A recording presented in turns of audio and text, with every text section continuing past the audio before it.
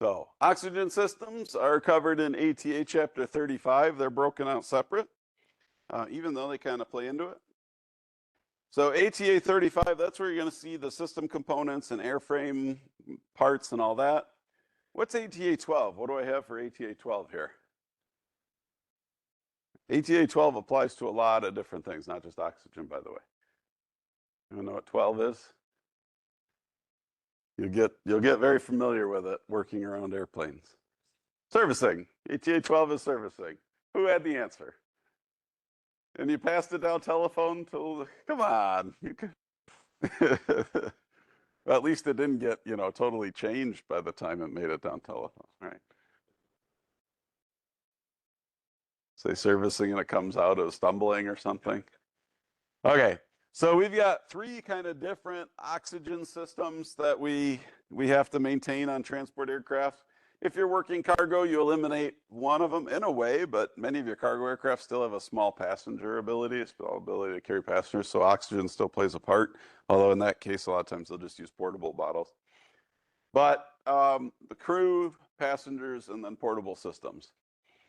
So here's a large oxygen servicing cart. Not all of them have 8 bottles like this. Oftentimes they only have 1 or 2. But oxygen bottles here you can see are in green. And they actually use the connectors on them typically are different. So hopefully you don't hook a nitrogen regulator. You don't put nitrogen into an oxygen system and whatnot. So some things to be aware of with this: oxygen. Aviators breathing oxygen, pure oxygen, low moisture content. We want to maintain that purity during all phases of oxygen use, and that includes the servicing side of it. It's kind of a twofold importance for us with maintaining purity and cleanliness, and the fact that we don't want to put any introduce contaminants into the system. The other part of that is things like grease and oil, which might be on your tools and your hands and that kind of thing, become incredibly flammable and potentially explosive in a high oxygen environment.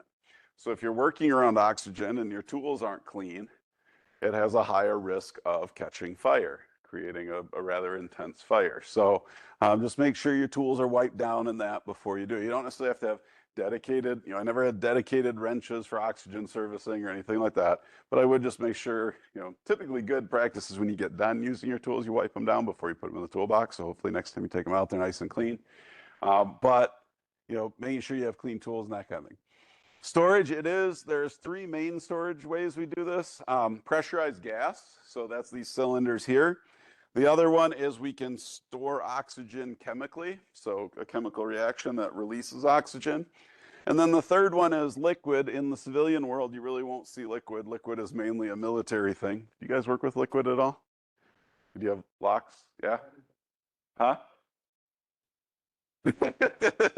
So yeah, that's a pretty common sentiment. I think Mike worked around liquid oxygen. Who? Garrett did? Okay. Yeah, I've never worked with liquid oxygen, but yeah, anyone I talk to with liquid oxygen, they're like, nope, I don't want anything to do with it the rest of my life. So it's nasty stuff. It can burn you, freeze you, it can explode or catch fire really easy. And it's under really high pressure, so it can explode that way too. So it's just something you got to be real careful with. Even pressurized gas, you want to be careful, and even the chemical generation, you want to be careful with. Anything oxygen, it can be flammable, it can be explosive, it can get hot. The chemical generators get very hot. There's 2 main methods of delivery: full flow or demand flow. We'll look at those, and then we'll look through things like servicing and maintenance. So legal requirements for oxygen. So Part 91, here's our Part 91 operations. Pressurized aircraft cabin pressure has to maintain at 10,000 feet, MSL, mean sea level, or below. Okay. If we have any kind of a emergency, we need to be able to get down to a minimum of 12,000 feet quickly. And so in order to do that, we have to have a minimum of a 10-minute supply for all occupants. Okay. Although on airliners, that's typically even longer, where oxygen generators often will last sometimes like 30 to 45 minutes. Those are the little yellow masks that, the flight attendants demonstrate. The chemical generators are designed to run about 30 to 45 minutes, depending on the aircraft. If you have aircraft that can go above 14,000 feet, you have to have automatic supplemental oxygen that comes on and available at 14,000 feet. And if you're above 35,000 feet, now, unless this, we'll get to the caveat in a minute, but normally above 35,000 feet, one pilot has to be using oxygen at all times, except if you have two crew in the cockpit and you have what are called quick donning masks available. And quick donning mask means you're able to put the mask on in less than 2 seconds. So let me show you what a quick donning mask looks like real quick, because we would have to test these and they're kind of fun to play around with. I've got the videos on e-learning, but I just want to show you. So I've worked with these. This first one here is the Zodiac Aerospace masks. That's what we had on our airplanes.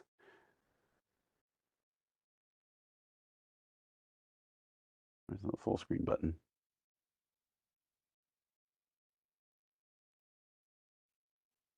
Oh, if it says sound, I can't remember. No?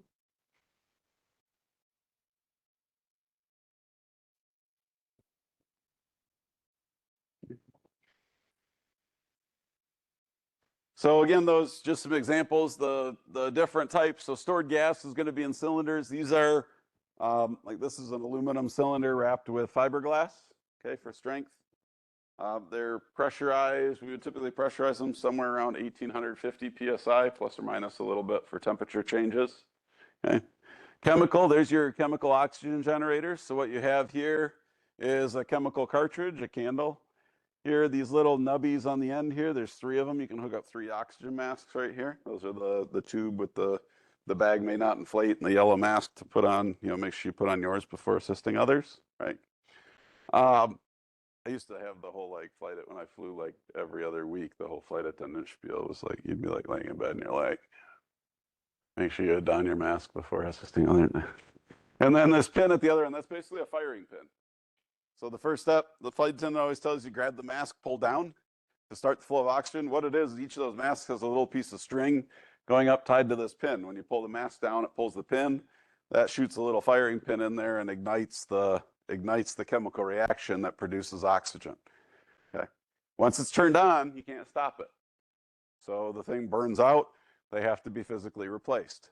They also get extremely hot, like several hundred degrees, 300, 400, 500 degrees on the outside. And they're in a protective enclosure. We would have a plane every once in a while. For some reason, the masks would drop. We never had one lose pressurization drop mask, but for some reason the mask dropped. Turbulence sometimes can cause it or something like that. Passengers all pull it. By the time the plane gets on the ground, it's like 95, 100 degrees in the cabin because all these things are cooking away. Okay. This also was the Value Jet flight. The Value Jet that crashed in the Everglades. The reason it was is this is what they were carrying in the cargo hold. They weren't properly stored, and a bunch of them got set off in the cargo hold and caused a major cargo hold fire that ended up causing the airplane to crash into the Everglades.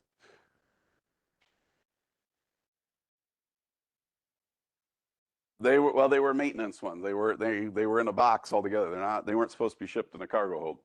Someone slapped a label, what's called COMAT, company materials label on them, and they were expired ones that had been removed from the airplane and were being sent back to a maintenance base to be disposed of.